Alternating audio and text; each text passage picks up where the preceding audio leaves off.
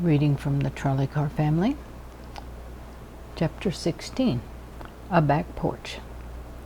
Now the barn floor was finished, the garden planted, the preserves made, and the wash done. Every day the boys gathered the eggs. On days when there were more than 5, the family had eggs for breakfast. On days when there were fewer than 5, Ma made a cake. Every day Pa and the boys worked in the garden, hoeing and watering and pulling weeds. The beans were poking their curved stems through the earth. Some even had leaves showing. The tomato plants were standing up straight and sprouting new leaves. George watered his own private garden each morning. He didn't mind when the rest of the family laughed at him. When they asked him what he was raising, he just said he hoped it was watermelons. Pa had got some second-hand pipes and run the water down from the spring so that they didn't have to go for water.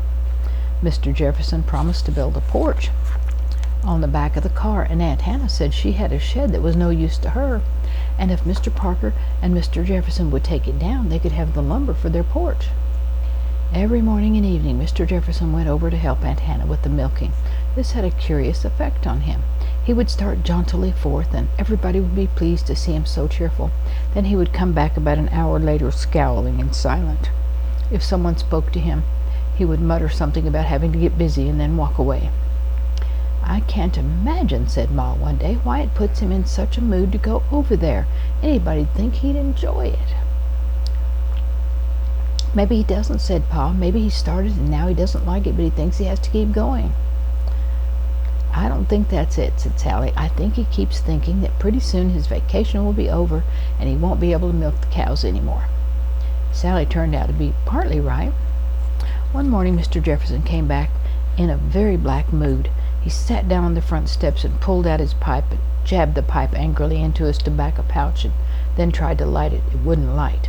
The matches kept going out. After the third try, he threw the matches on the ground and stuck the pipe back into his pocket. "Asbestos," he muttered. "Best what?" Sally asked, pausing in her dishwashing. "Didn't say best anything," Mr. Jefferson growled. Sally thought it better not to ask him more questions. "I said those matches were asbestos," Mr. Jefferson said loudly. "They won't burn. What's the good of matches that won't burn?" He picked up the matches again and struck one. It burned his finger this time.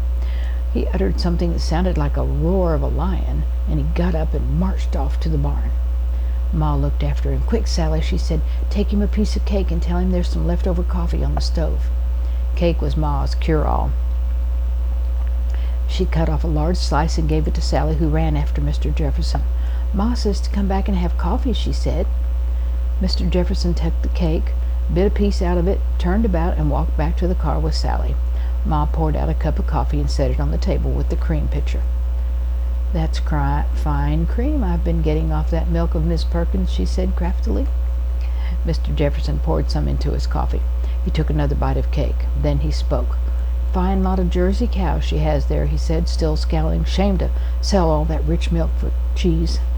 "I was wondering," said Ma, "why she does that. Seems to me that milk's good for bottling." "Best milk I ever saw," said Mr. Jefferson. "Barn's no good." "What's the matter with it?" "Not sanitary. Can't sell milk except for cheese." "You mean," Sally asked in surprise, "that it depends what kind of barn you have, whether you can sell the milk for milk or for cheese?" "Sure," scowled Mr. Jefferson. "Milk company won't take milk that's not sanitary. Barn screened, cement floor, whitewashed, scrubbed." "Would it be better to sell the milk to the milk company?" Mrs. Parker asked. "Sure, more money." "Then why doesn't she do it?" Sally asked. "Hasn't got enough money." "Hire help. She'd have to hire help, fix up the barn." "Well, now that's a shame," said Ma indignantly.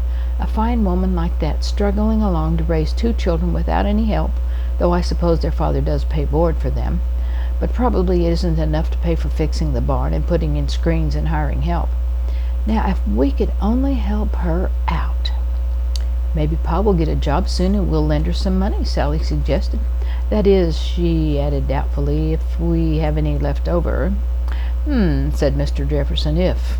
He stood up. "Well, gotta be getting busy. Can't sit here all day enjoying myself. Got to get to work."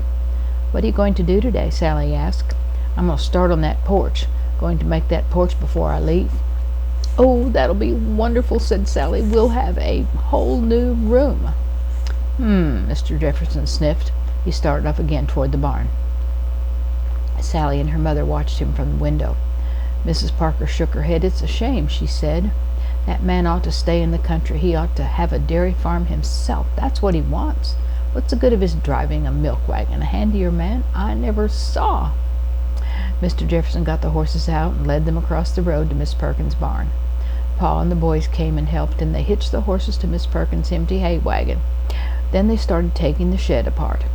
Pa and Mr. Jefferson got up on ladders and started on the roof, prying it up with a crowbar.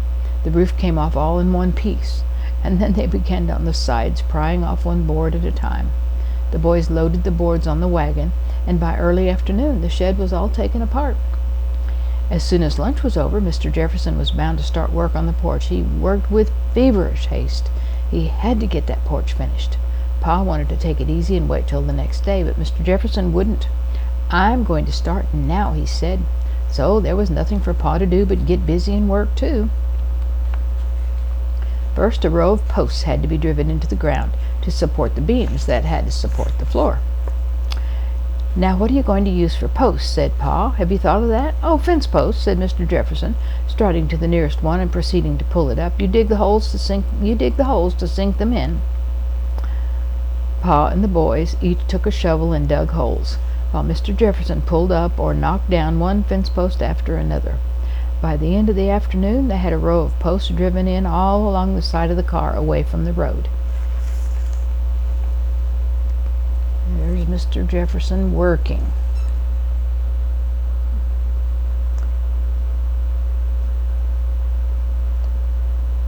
Working and working. Even after supper, he insisted on putting some of the beams in place on top of the posts so that the next morning he could start to lay the floor.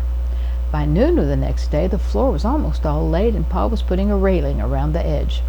So furiously did they work that by evening the roof was in place.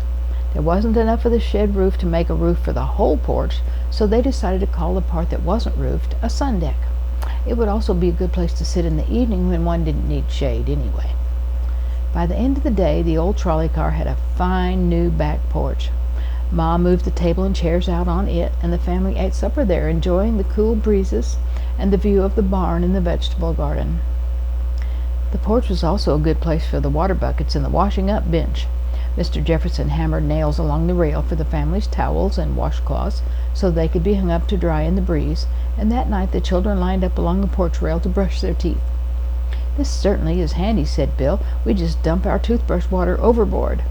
"I bet I can spit farther than you," said George. "Oh, no, you don't," said Ma indignantly. "This is a decent household, even if we are out in the country. Kindly pour the water into the pail, and no spitting." "All right, Ma," said George. "I was only saying I could."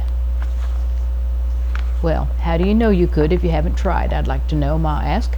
"Probably Bill can, but you're not going to try, and you probably won't find out. Now, scoot to bed," and she shooed them indoors. "Sally, what you doing? Hurry now, you've got to get a good rest before tomorrow." Sally was in her nightgown, kneeling in the middle of her bed, counting her $2. She took them out every night and looked at them just to make sure they were really there. "What are we going to do tomorrow, Ma?" she asked. "It's Saturday, and it's market day," said Ma. "Your father and Mr. Jefferson are going to town, and they've decided to take you with them for a special treat." "Oh, Ma, that's wonderful!" Sally cried. "Are we all going?" Bill asked. "Nope, only Sally." Bill frowned. "Why can Sally go and why can't we?" "Because she's the oldest," said Ma. "She gets the first turn. You two will go another time." "I want to see the farmer's market," said Bill. "Tom was telling me about it. Look, Sally, you take a good look at that farmer's market so you can tell me about it." "Are you going to spend your $2?" George asked. "Oh, maybe," said Sally. "It depends on what I see."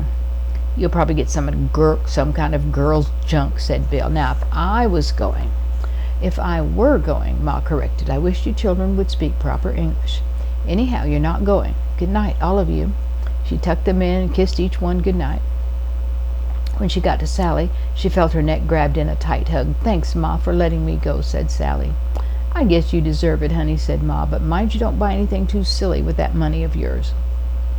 Ma went outside to sit on the porch with Pa and Mr. Jefferson, who had their feet up on the rail and were smoking pipes.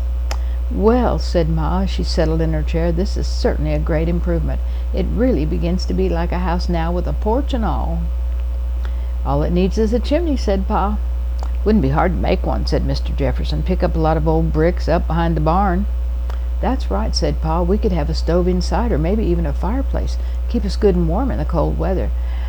"No, Pa," Mrs. Parker began, but then she stopped. Pa laughed. "Yes, I know," he said. "You were going to tell me we weren't going to stay here forever, and I should be looking around a bit instead of puttering so much. But you remembered that I'm the boss now, isn't that right?"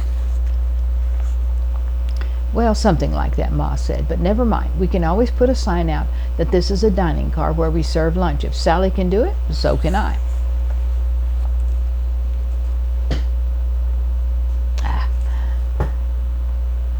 Hold it the right way so you can see both men, Mr. Parker and Mr. Jefferson, smoking their pipes out on the porch with their feet on the railing.